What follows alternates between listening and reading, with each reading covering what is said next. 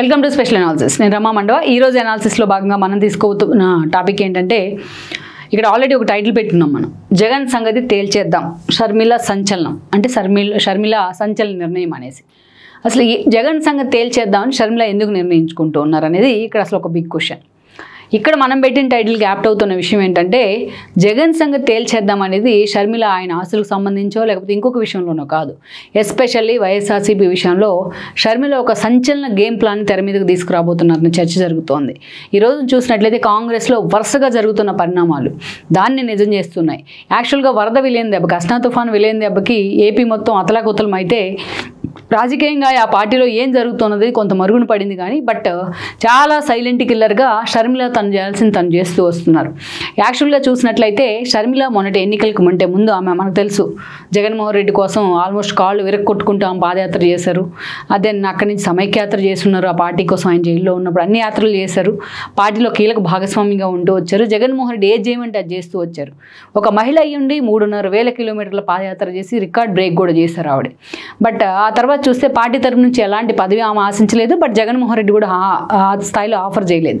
ఆమె ఎంపీగా పోటీ చేసిన ప్రచారం జరిగిన జగన్ ఆ స్థాయిలో ఆమెను తీసుకోలేకపోయినారు. ఇక ప్రభుత్వం అధికారంలోకి రావడంలో కూడా జగన్మోహన్ రెడ్డి అధికారంలోకి రావడంలో కూడా షర్మిల పాత్ర ఉంది. మంగళగిరి నుంచి ఆమె 2019లో చేసిన ప్రచారం by by Babu, by by Lokesh అంటే ఇప్పటికి కూడా ఎవరు మర్చిపోలేరు. అలా జగనన్న వదిలిన బాణాన్ని అంటూ కూడా పాపం ఆవిడ అన్ని దిక్కులు తిరిగేశారు, అన్ని కలయబెట్టేశారు. అయితే అలాంటి షర్మిలను కూడా జగన్మోహన్ రెడ్డి తన అధికారంలోకి వచ్చే క్రమంగా దూరం పెట్టే ప్రయత్నం జరిగింది. పార్టీలో మరో పవర్ సెంటర్ అవుతుందని ఆయన భయపడ్డారా, లేకపోతే తన ఫ్యామిలీ మెంబర్సే తనకు పోటీ అవుతారు అనుకున్నారా, కానీ షర్మిలను పూర్తిగా పక్కన పెట్టారు. అయితే ఈ విషయమే షర్మిలను హర్ట్ చేసింది. సో జగన్తో డిఫర్ అయ్యి తెలంగాణలో పార్టీ పెట్టారు. అప్పుడే ఆవిడ క్వశ్చన్ వచ్చింది కూడా, జగన్తో డిఫర్ అయితే ఏపీలో పార్టీ పెట్టాలి కానీ తెలంగాణలో ఏం చేస్తున్నారని. అయినా ఆవిడ తెలంగాణ కోడలను అంటూ బీఆర్ఎస్ అరాచకాలను అన్నింటినీ బయట పెడుతూ ఒక్కొక్కటిగా తాను సొంత మైలేజ్ గెయిన్ చేసుకున్నారు. కానీ పాపం తన పార్టీని మాత్రం ఆ లైమ్ లైట్లో పెట్టలేకపోయారు. ఎందుకంటే తెలంగాణలో ఆ వ్యాక్యూమ్ లేదు. ఆల్రెడీ అటు కాంగ్రెస్, ఇటు బీజేపీ, ఇటు బీఆర్ఎస్ మధ్య ఒక ట్రయాంగిల్ ఫైట్ ఉంది. దెన్ ఎన్నికలకు ముందు తన పార్టీని కాంగ్రెస్లో విలీనం చేద్దామనే ప్రపోజల్ కానీ, ఆమెను ఏపీకి పంపించాలని ఒక ప్రపోజల్కి ఆమె అంగీకరించారు లాస్ట్ మినిట్లో. దెన్ కాంగ్రెస్కి మద్దతు ప్రకటించారు తెలంగాణ ఎన్నికల్లో. ఏపీలో అడుగుపెట్టారు ఎన్నికల సమయంలో. దెన్ ఆమె ఏపీలో అడుగు పెడతమే కాదు, ఏపీ పీసీసీ చీఫ్ పదవి కూడా దక్కింది. ఈవెన్ కడప నుంచి కూడా పోటీ చేశారు, ఓడిపోయినారు. అయితే ఆమె అడుగడుగున ఆమె కడప నుంచి పోటీ చేసి ఓడిపోయిండొచ్చు. ఆమె అడుగడుగున ఆమె చేసిన ప్రచారం నిజంగానే కూటమికి లాభించింది. ఎందుకంటే బయట వాళ్ళు ఎవరో వచ్చి జగన్మోహన్ రెడ్డి తిట్టేదానికి, ఇంట్లో ఉన్న వాళ్ళే తిట్టేదానికి చాలా జమీన్ ఆస్మాన్ ఫరక్ తేడా ఉంటుంది. ఆ స్థాయిలో ఇంటి గుట్టు మొత్తం షర్మిల బయటేసే ప్రయత్నం చేసింది. వివేకానంద రెడ్డి మర్డర్ కేసులో తాడేపల్లి రహస్యాలను మొత్తం ఆవిడ సునీత కలిసి బయట పెడతాం జరిగింది. ఒక దశలో షర్మిల దెబ్బకు అవినాష్ ఓడిపోతాడేమని జగన్ వణికిపోయిన పరిస్థితి, అసలు ఆయనకి టికెట్ ఇవ్వాలా లేదా అని. అలా షర్మిల తానేంటో ప్రూవ్, తాను పగబడితే ఎలా ఉంటుంది, తాను కూడా వైఎస్ బిడ్డని అంటూ కూడా తాను ప్రూవ్ చేసుకునే ప్రయత్నం చేశారు. జగన్మోహన్ రెడ్డి నిజంగానే వణికించారు ఆవిడ.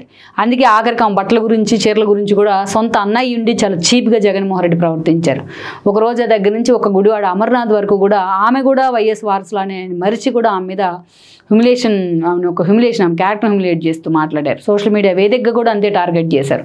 ఆవిడ పాపం కన్నీళ్ళు కూడా పెట్టుకున్న పరిస్థితి. ఇవన్నీ చూడలేని విజయమ్మ పాపం ఎన్నికల టైంలో అమెరికాకే పరిమితమయ్యారు. ఎక్కడ ఉంటే ఎటువైపు మొగ్గాల్సి వస్తుందో అనే డైల్మాతో. దెన్ ఆ ప్రతిఫలం అంతా జగన్మోహన్ రెడ్డి అనుభవించారు. 11 సీట్లకే పరిమితమయ్యారు. సో షర్మిల తాను గెలవకపోయినా తాను అనుకున్న లక్ష్యాన్ని, తన అన్నని ఓడగొట్టి ఇంట్లో కూర్చోబెట్టాలని లక్ష్యాన్ని మాత్రం నెరవేర్చుకున్నారు. That's it. కానీ ఆ తర్వాత చూస్తే అసలు షర్మిల ఆ స్థాయిలో ఓడిపోయారు కాబట్టి ఆమెను పీసీసీ చీఫ్గా ఉంచుతారా లేదా అని చర్చ జరిగింది. బట్ అటు రాహుల్ గాంధీ కానీ కాంగ్రెస్ మిగతా నేతలు కానీ చాలా స్టబ్బోర్గా ఉన్నారు షర్మిల విషయంలో. అంతే స్థాయిలో ఆమెను కంటిన్యూ చేస్తూ వస్తున్నారు. అందుకే షర్మిల ఈ రోజున ఏదైతే ఎన్నికలకు ముందు తాను కాంగ్రెస్ హైకమాండ్, డీకే లాంటి వాళ్ళు లేకపోతే కేవీపీ లాంటి వీళ్ళందరూ కలిసి ఫామ్ చేసిన టీం విషయంలో ఈరోజు ఆమె పూర్తి స్థాయిలో ఆ టీంని పక్కన పెట్టే ప్రయత్నం అయితే జరిగింది. ఎవరైతే గతంలో వైఎస్ అనుచరులు అని పేరున్నారో, తన తండ్రికి అత్యంత లాయల్ అని పేరున్న నేతలు ఎవరైతే ఉన్నారో వాళ్ళందరితో కలిసి ఈరోజు కాంగ్రెస్ వైపు నుంచి కమిటీ కూర్పు చేస్తున్నారు. ఆవిడ ఆల్మోస్ట్ అయిపోవచ్చింది కూడా, దాన్ని అనౌన్స్ కూడా చేయబోతూ ఉన్నారు. అంటే తన తండ్రికి ఎవరైతే ప్రయారిటీ ఇస్తూ వచ్చారో, తన తండ్రి కోసం ఎవరైతే ప్రాణాలు ఇస్తామంటారో అలాంటి వాళ్ళకే షర్మిల ఈరోజు కాంగ్రెస్లో పెద్దపీట వేస్తున్నారు. కీలక పదవులు కూడా అప్పగించబోతూ ఉన్నారు. అంటే ఇక్కడ ఒక ట్విస్ట్, ఆ దిశగా చేస్తున్నారు అంటేనే షర్మిల టార్గెట్ జగన్మోహన్ రెడ్డి అని మనం అర్థం చేసుకోవచ్చు. ఎందుకంటే వైఎస్ఆర్సీపీ అనేది ఒక ఎమోషన్ మీద నిలబడ్డ party, like TRS Telangana sentiment లాగా వైఎస్ చనిపోయిన సెంటిమెంట్ ఆ పార్టీ పార్టీకి కలిసి వచ్చింది. స్టార్టింగ్లో జగన్మోహన్ రెడ్డి జైలు సెంటిమెంట్ 14 ఎన్నికల్లో వాడుకున్నారు, బట్ అది అంతగా వర్కౌట్ కాలే. తర్వాత చూస్తే వివేకానంద మర్డర్ సెంటిమెంట్ 2019లో వాడుకున్నారు. అలా ప్రతిసారి కూడా ఒక సెంటిమెంట్ రాజకీయం చేస్తూ జగన్మోహన్ రెడ్డి ఎన్నికలను ఫేస్ చేసే ప్రయత్నం చేశాడు, కానీ ఇంకొక రకంగా కాదు. అలా చూసినట్లయితే ఇక ఆ పార్టీలో ఆయన పార్టీ పెట్టిన వెంటనే ఆ పార్టీ వెంట నడిచిన వాళ్ళంతా కూడా ఆల్మోస్ట్ కాంగ్రెస్ ఓట్ బ్యాంకే. రాష్ట్ర విభజన కోపం కావచ్చు, వైఎస్ కొడుకునో లేకపోతే వైఎస్ని ఇలా చేశారన్న ఒక ఆందోళన కావచ్చు, ఆ రోజు కాంగ్రెస్ క్యాడర్ మొత్తం కూడా వైఎస్ ఫాలోయర్స్ అంతా జగన్మోహన్ రెడ్డి వెంట నడిచే ప్రయత్నం జరిగింది, నేతల దగ్గర నుంచి క్యాడర్ వరకు. సో కాంగ్రెస్ ఓట్ బ్యాంక్ మొత్తం వైఎస్ఆర్సీపీకి లాగిన్ అయింది. అప్పటి నుంచి కూడా అదే ఓట్ బ్యాంక్తో అదే నేతలతో తన పార్టీని నడుపుకుంటూ వచ్చారు, కానీ జగన్మోహన్ రెడ్డి కొత్తగా పార్టీని తయారు చేయలేదు, పార్టీలో నేతలను తయారు చేయలేదు. దెన్ ఈరోజు చూసినట్లయితే ఇక ఆ స్ట్రక్చర్ అయితే పెద్ద టీడీపీ తరహాలో, బీజేపీ తరహాలో, కాంగ్రెస్ తరహాలో పెద్ద స్ట్రక్చర్ అయితే లేదు వైఎస్ఆర్సీపీకి. ఆ ఎమోషన్ మీద బిల్డ్ అవుతూ వచ్చిన పార్టీ కాబట్టి. సో ఎప్పుడైతే ఆ వైఎస్ఆర్సీపీ మొన్నటి ఎన్నికల్లో ఓడిపోయిందో, 11 సీట్లకే పరిమితమైందో, షర్మిల వచ్చిన తర్వాతే చాలామంది నేతలు ఆమె వైపు చూశారు. వైఎస్ఆర్సీపీలో టికెట్లు దక్కని వాళ్ళు, దక్కించుకోలేని వాళ్ళు, జగన్మోహన్ రెడ్డి పక్కన పెట్టిన వాళ్ళు. ఈరోజు షర్మిల అంతే స్టబ్బోరంగా ఆమె నిలబడే తీరు, అటు డీకే లాంటి వాళ్ళు కానీ, రాహుల్ గాంధీ లాంటి వాళ్ళు ఆమెను ప్రమోట్ చేస్తున్న తీరుతో చాలామంది నేతలు ఈరోజు ఆలోచనలో ఉన్నారు. అందుకే కాంగ్రెస్ ఒక బొత్స మొదలుకొని చాలామంది ధర్మాన దాకా చాలామంది కాంగ్రెస్ నేతలు ఆమెతో టచ్లో ఉన్నారు. ఆవిడ కూడా వాళ్ళతో టచ్లో ఉంది. ఎలాగైనా సరే తన తండ్రి ఫాలోయర్స్, తన తండ్రికి అనుచరులు అనుకున్న వాళ్ళని తన వైపు రప్పించుకునే ప్రయత్నం చేస్తున్నారు ఆవిడ. ఎందుకంటే ఆల్రెడీ గేట్లు క్లోజ్ అని టీడీపీ చెప్తోంది. ఇక జనసేన కూడా తన సొంతగా లీడర్స్ తయారైతే బాగుంటుందని పవన్ పిలుపునిస్తూ ఉన్నారు. బీజేపీకి రాష్ట్రంలో ఏ పార్టీతో పొత్తు పెట్టుకున్నా అంత ఫాయిదా లేదని అనుకోవాలి ఇప్పుడున్న సిచ్యువేషన్లో. అందుకే ఈ రోజున బీజేపీ నమ్మడానికి కూడా ఇంకా టైం పడుతుంది. అందుకే ఆల్టర్నేటివ్గా ఆమె కాంగ్రెస్లో అవకాశాలు కల్పించే ప్రయత్నం చేస్తోంది.